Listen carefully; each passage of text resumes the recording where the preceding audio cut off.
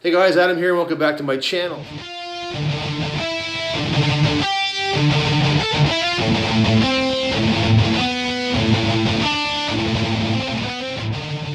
So I have some great news. The gyms are back open starting tomorrow, June the 16th. So I've already booked my slot for tomorrow, Thursday, and Friday. Super excited. So I'm already packing my gym bag, and I thought that this would be a great opportunity to do a little video on what is in my gym bag and what I think every serious gym goer should have in theirs. So what you see here is everything that is in my gym bag every time I go to the gym.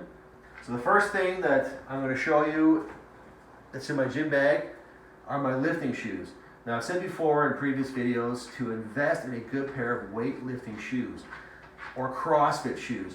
These are actual weightlifting shoes. They have a 3/4 inch heel. The CrossFit shoes have a 1/2 inch, but that will take the place of a 5-pound plate if you have any mobility issues. That prevents you from getting down in that deep squat. It also gives you plenty of stability side to side. That's why you should never squat in runners or even cross trainers. There's not enough support sideways to prevent your ankle from rolling. Okay, so invest in a pair of these. I know they're expensive. These cost me about $150, but I bought them 8 years ago. And they will last you a very long time. So that's the first thing that's going in my bag. All right, the next thing I'll put in is my lifting straps. Now, I've got several pairs. Last thing you want to do when you're pulling a heavy rack pull or deadlift is to have your strap break, which has happened to me more than once, and not have a backup. No! No!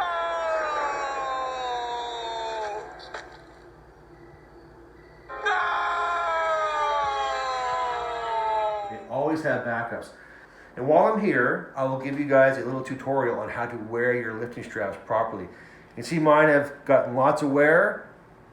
You know, I use them quite often, but I see people put them on wrong all the time. So what you want to do is you want to have the long strap in line with your thumb. So whichever way your thumb is, the direction of your thumb, that is what the long strap is. And you don't put your hand in this way, you put it in this way. You pull the strap tight around your wrist, and that is how you wear your lifting straps. And when you're wrapping it around the bar, you only need one full wrap. You don't have to crank it around 3 or 4 times to have a big ball in your hand. Just around once. But make sure that your strap is going in the same direction as your thumb. So put these in the bag. The next thing you want to have is a good pair of elbow sleeves. Okay, they're not going to give you a ton of support when you're doing bench or pressing movements, but they will keep your elbows nice and warm, which is great for preventing injuries. All right, elbow sleeves in the bag. The next thing, knee sleeves, the same thing. They're not going to give you a ton of support. They're not going to add 50 pounds to your squat, but they will keep your knees nice and warm. And make sure that you get a pair that is tight enough that it's not going to cut off the circulation, but it's not also going to fall off either, because these will stretch over time. Normally, according to the measurements, I would need a double XL in a knee sleeve, but these are an extra large. So buy a size smaller. In the bag. Next thing, wrist wraps, okay? Again, preventing injuries, nice tight wrists for you doing heavy bench or heavy pressing, and get more than one pair. Have a backup pair in the bag.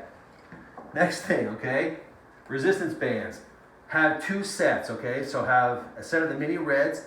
These will give you 15 to 35 pounds of resistance. So these are great for doing speed work, or for your active recovery days, for any kind of stretching or dynamic stretching work. Okay, get the mini reds.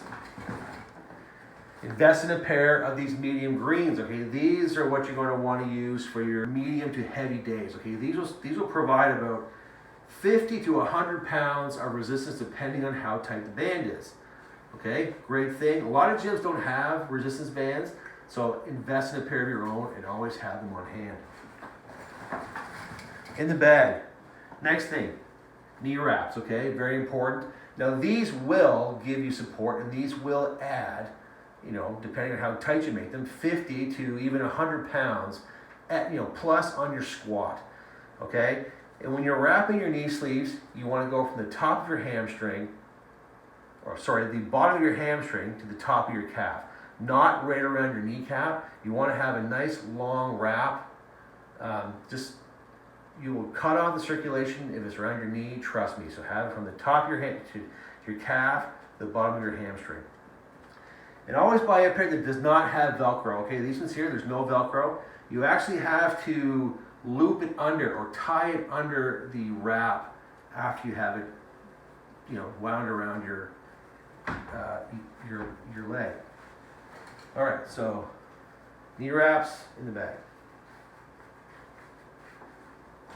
Next thing, okay, lifting tape. Get lots of rolls of lifting tape. You're going to need it, okay? Chalk, make sure you always have chalk. A lot of gyms don't provide chalk, but a lot of gyms will allow you to use chalk if you clean up after yourself. Okay, great for grip. Make sure you always have chalk on hand.